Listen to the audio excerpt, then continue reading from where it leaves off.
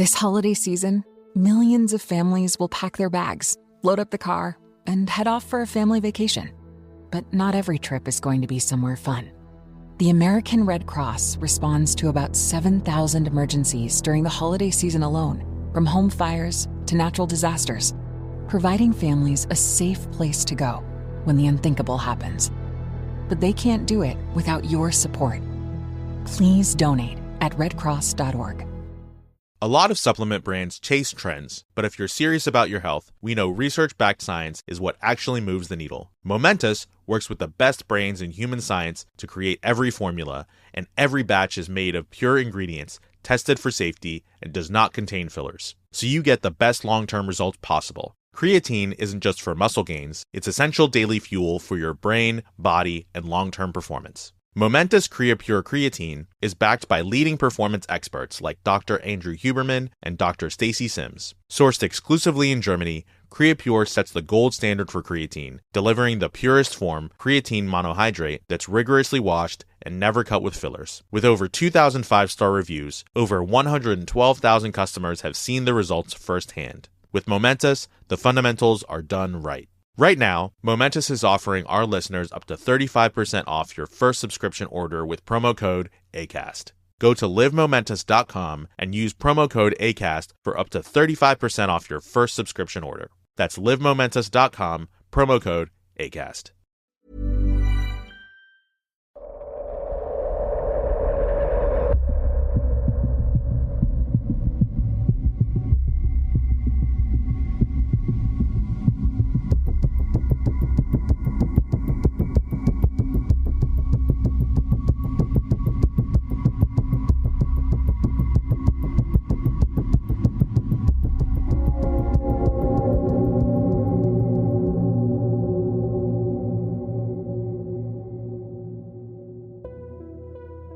Hello listeners, and welcome back to another episode of Scary. My name is Will, and each week I narrate your real life paranormal experiences as well as some famous paranormal cases along the way. Before we get into this week's episode, as always we need to say a special thank you to our new Patreon subscribers, who are Rachel Bentley, Chelsea, Corinne Chenoweth, LDYLUK35, Mel, Lydia Marshall and Nikki Marshall.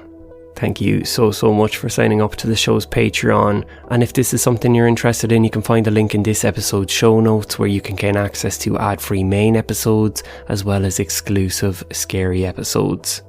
An exclusive episode will have dropped today, as well as this main episode, and an additional exclusive episode will be out later this week as well. I am definitely behind. I'm sorry, it's Christmas season and everything is upside down at the moment, but we'll get back on track, and apologies that things have been a little bit delayed.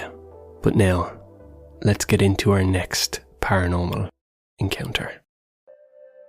My experience happened in 2006.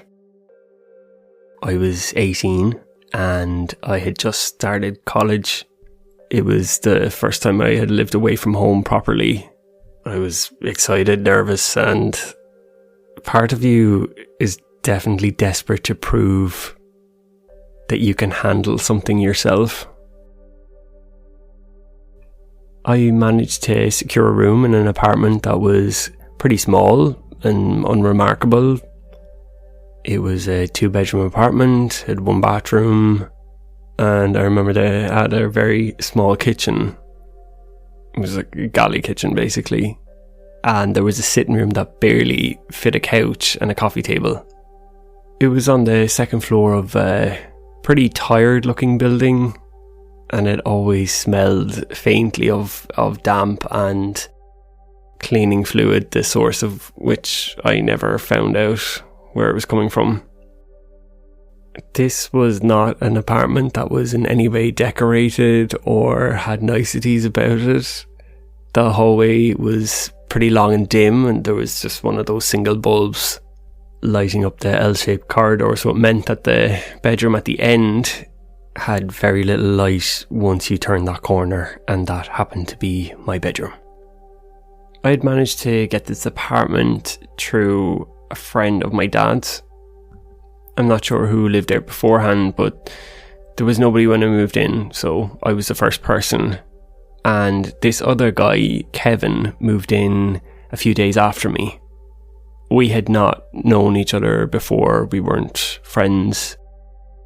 I think he got the room through a similar connection, his dad or uncle, I'm not sure. It was pretty affordable at the time and it was close to campus, so it worked for both of us. Kevin was 19, he was pretty quiet and polite, he was a little bit withdrawn. He most always looked tired, but he didn't really complain about it, he just would be constantly yawning. One of the first things I noticed about Kevin was that he was deliberately tidy. His shoes were lined up in a particular way by the door. His mug was washed immediately after he used it. His room door was pretty much always closed. He didn't really drink as much as myself or some of our college mates. He rarely had friends over. He was very sensible. And he went home to his parents most weekends. In the early days, I guess we just existed side by side more than any deep friendship. We both had lectures, library hours. Not long into the course, he left it and decided to work full time in this factory, but he hadn't told his parents. And what that meant was we crossed paths every now and then. We took out the bins, did the jobs that needed to be done in the apartment, and it was good for me in a way because I'm messy and he was so neat that it made me become a lot more neater than what I usually was.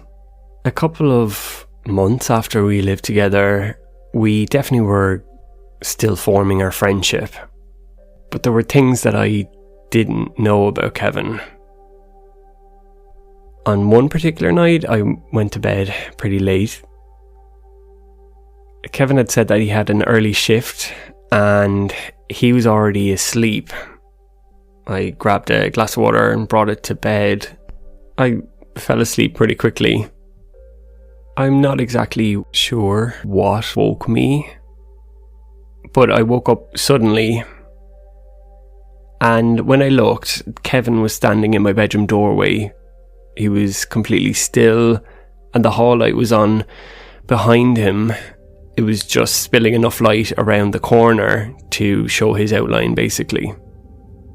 He kind of turned to one side, and I could see that he was turned to the side, but his eyes were staring in at me, just looking directly at me, pretty much blank expression.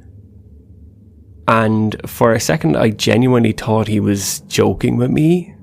He was trying to do some sort of awkward joke, but he didn't smile, he didn't really move much at all, and he certainly wasn't speaking. And I said his name. Kevin. There was no response from him, and I said it again louder, and there was still nothing. It was really creepy. It was just silent, and him standing in my doorway. I asked him what he was doing, no response. Definitely some fear started to creep in. I wouldn't say I was panicking or anything like that, but I felt like something wasn't quite right. And after several long seconds, he just turned slowly and walked back down the hall. And I heard his bedroom door close. I got up and I locked my bedroom door. I was freaked out for an 18-year-old who had never experienced something like that before. It was freaky. When I woke up, I could hear him in the kitchen making breakfast, and even though it was pretty early, I got out of bed and went to the kitchen to ask him what was he doing last night. He started to apologise pretty much straight away before finishing explaining, and he cut me off repeatedly, just saying, "I'm so sorry, I should have warned you." Eventually it turned out that he sleepwalked. I'd never experienced somebody sleepwalking before. He had done this since he was a child, and his specialty was standing in doorways, apparently. He said he sometimes talked, but most of the time he didn't. He was mortified and really embarrassed. He offered to put a lock on the outside of his door that I could lock in the nighttime, which is not something I was going to do. And he also said he would understand if he wanted him to move out. That wasn't going to happen. Once he had explained everything, it wasn't weird anymore. I told him to relax about the whole thing and we moved on. There wasn't an issue. Over the next few weeks after that, we slowly got more comfortable around each other. We watched football together sometimes. We'd get the odd takeaway. We'd go see something in the cinema. Kevin opened up. He eventually told me that his sleep had always been bad. He had night terrors when he was younger.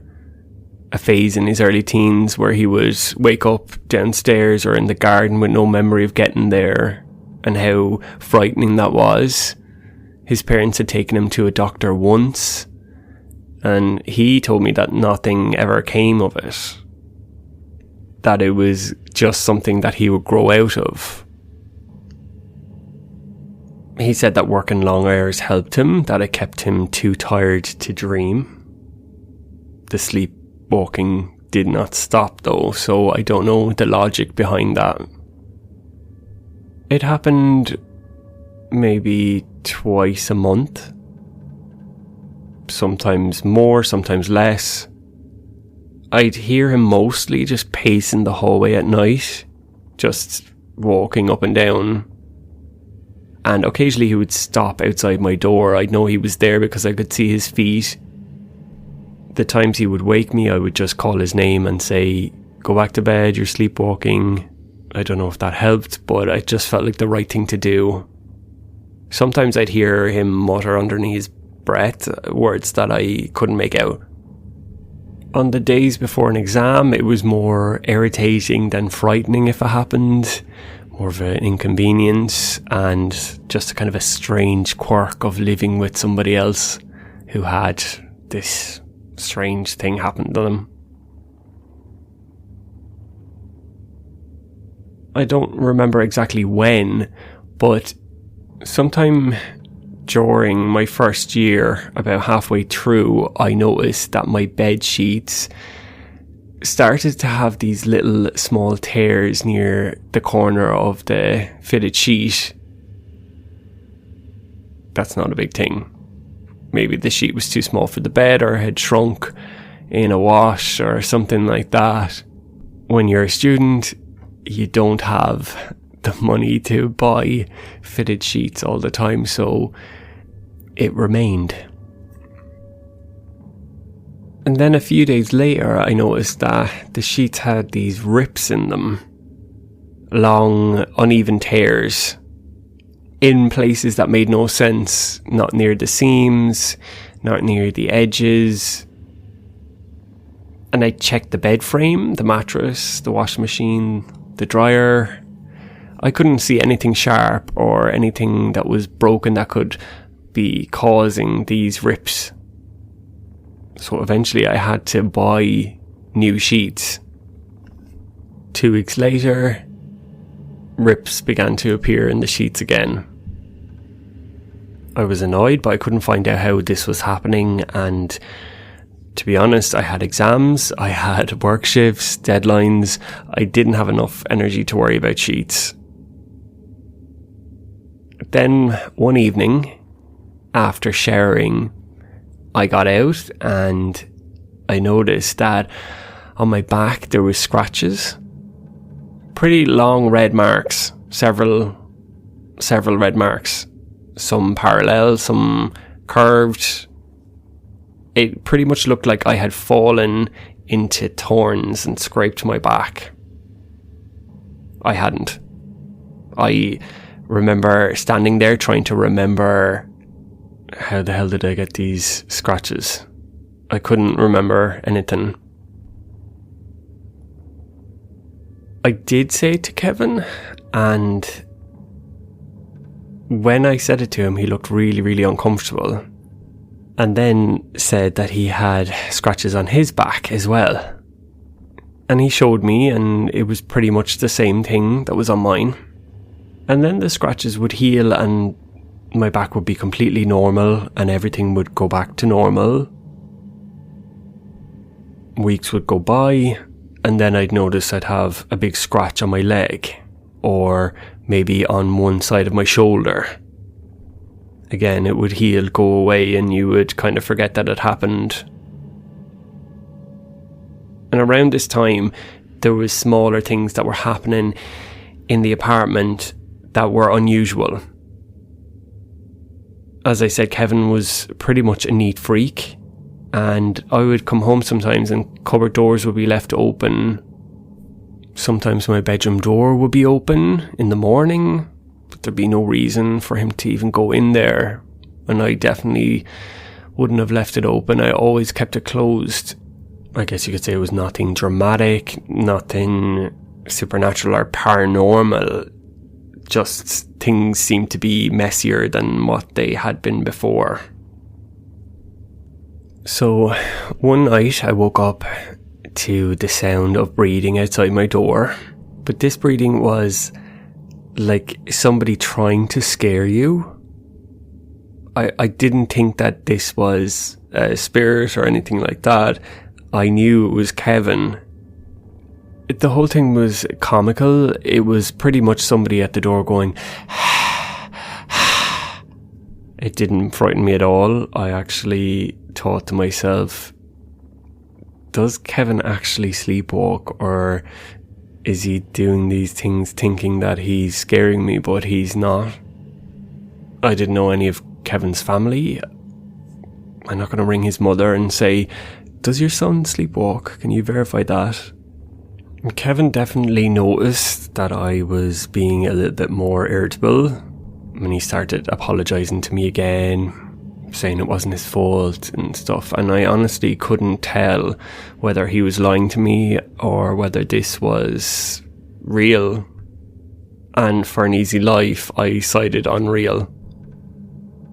And then came a night that I truly cannot explain. I came home pretty late after working a shift in a pub where I'd gotten a job. When I came home, the place was pretty much in darkness. I assumed he was asleep, so I showered and I went straight to bed, and I fell asleep almost immediately. At some point in the night, I woke up to voices. Kevin was standing in my doorway again. My door was open this time, but there was a difference. He wasn't alone. Beside him was a woman. She seemed to be around his mother's age and was dressed pretty plainly. Her hair was pulled back. Her face was quite drawn, and she was speaking to Kevin in this kind of low, sharp voice, kind of scolding him.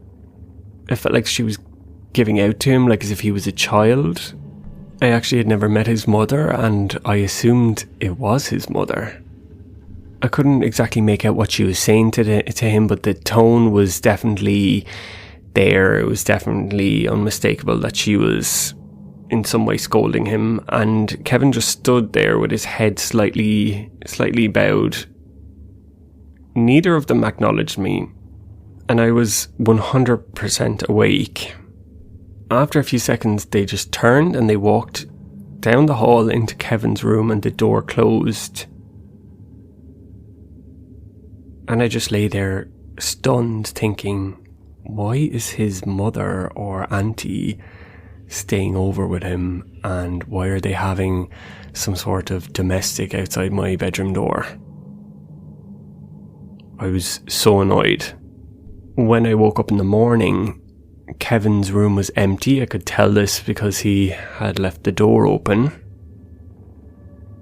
I went to college, and that whole day I kind of thought, what am I going to say to him when I go home? Like, was your mother here? Why were you talking in the hallway? Were you sleepwalking? Did you remember it? It was such an odd thing to happen.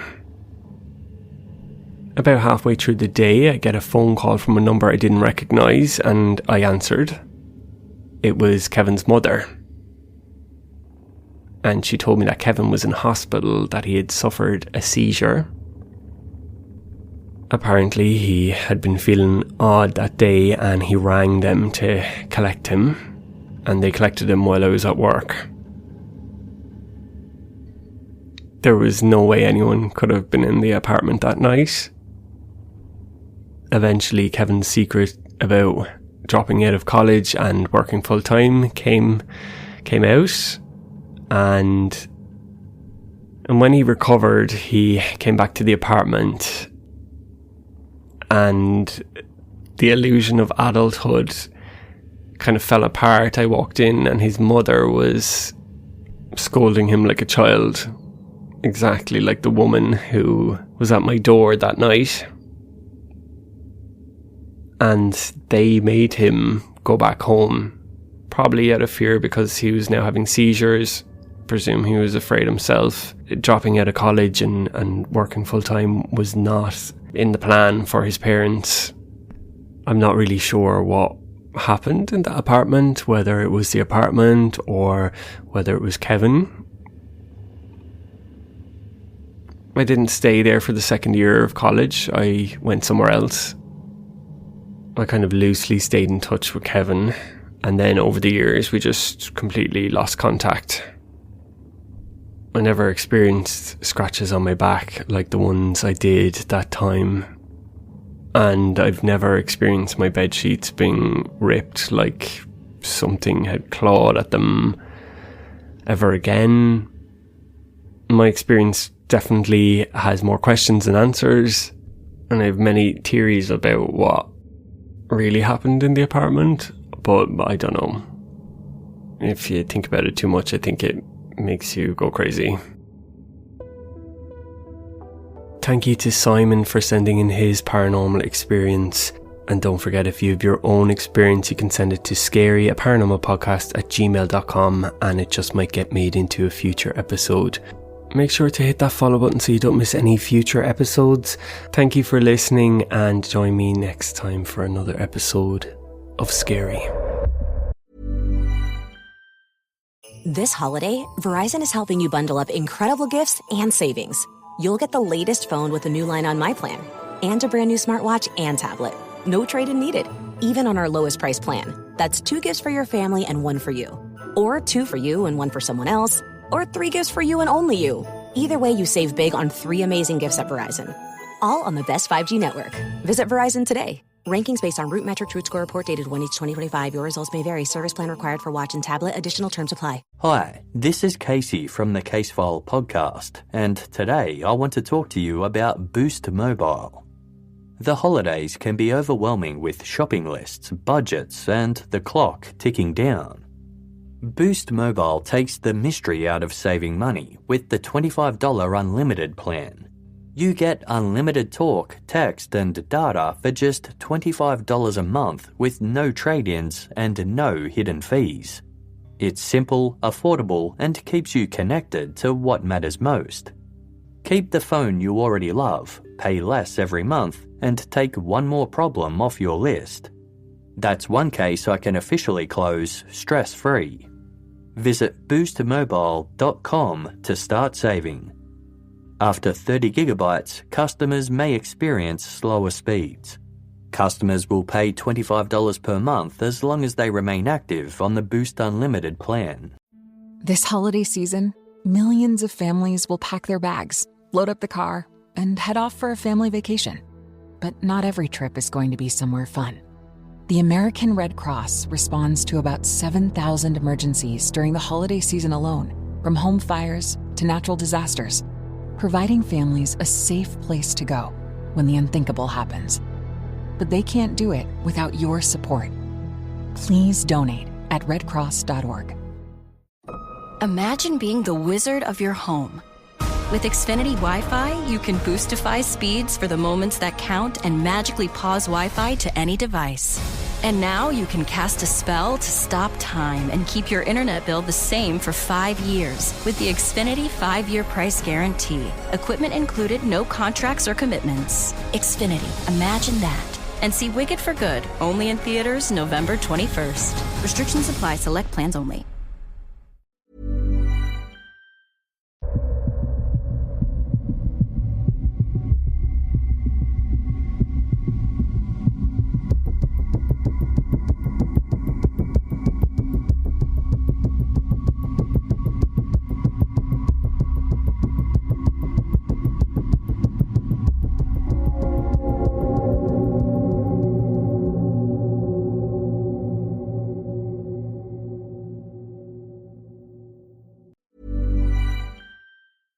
This holiday, Verizon is helping you bundle up incredible gifts and savings.